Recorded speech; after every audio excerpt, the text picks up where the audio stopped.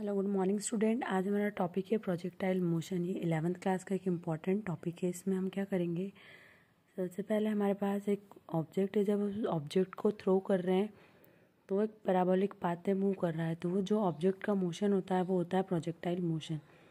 तो इस projectile motion के अंदर हमको 4 डेरिवेशंस या 4 बातें पढ़नी है।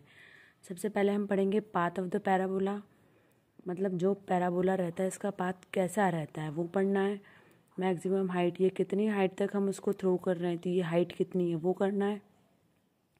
रेंज, मतलब ये यहाँ से जब हम इसको थ्रो कर रहे हैं तो कितनी डिस्टेंस पे जा रहा है।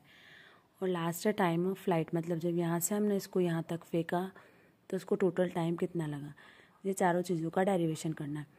सबसे पहले हमने जब ऑब्जेक्ट को यहाँ से थ्रो किया वो वापस उसी लेवल पे आ गया, तो ये जो पाथ है ये पैराबोला, ये प्रूव करना है। तो इसको प्रूव करने के लिए हमको क्या करना है, सबसे पहले हम यहाँ पे एंगल फाइंड करेंगे कि सपोज़ ये एंगल एक्स एक्सिस के साथ बन रहा है थीटा एंगल।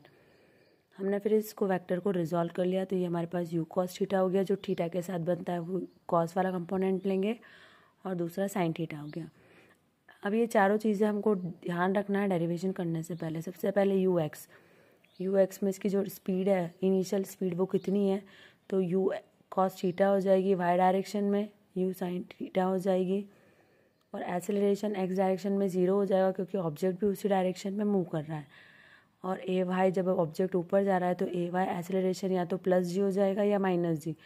अगर ऑब्जेक्ट नीचे आ रहा है तो +g और ऑब्जेक्ट ऊपर जा रहा है तो -g, मतलब रिटार्डेशन।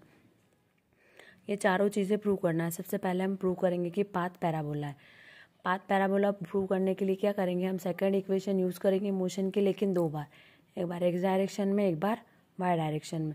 तो एक डायरेक्शन में हमने सेकंड इक्वेशन ऑफ मोशन ले ली, x = ut + ½ at² होता है। तो ut मतलब ux और ax। अब जब अपने पास ux की वैल्यू थी वो वैल्यू हमने यहाँ पुट कर दी, ax की वैल्यू 0 हो गई तो पीछे वाली टर्म तो 0 हो गई। यहाँ से हमने t की वैल्यू कैलकुलेट कर ली u cos थीटा को इधर ले जाके, तो t की वैल्यू आ गई x/u cos थीटा। ये फर्स्ट इक्वेशन हो गई। वापस सेकंड इक्वेशन यूज़ करना है लेकिन वाई डायरेक्शन में, तो सिमिलरली y हो जाएगा u/t + ay/t²। फिर यहाँ हमने u की वैल्यू पुट की और ay की वैल्यू पुट की। वैल्यू पुट करने के बाद ये u से u कैंसिल हो गया, ये हो गया tan थीटा और ये ½ gx²। अब ये जो y = x² है, यही चीज़ हमको प्रूव करना था। मतलब y जो फंक्शन है x का, इसका मतलब ये जो इक्वेशन है ये पैराबोला की इक्वेशन है, तो जो पाथ होगा वो कैसा होगा, पैराबोलिक पाथ होगा। बस ये ध्यान रखना है, जब पाथ प्रूव करना है तो सेकंड इक्वेशन यूज़ करना है मोशन की, और वो भी 2 बार।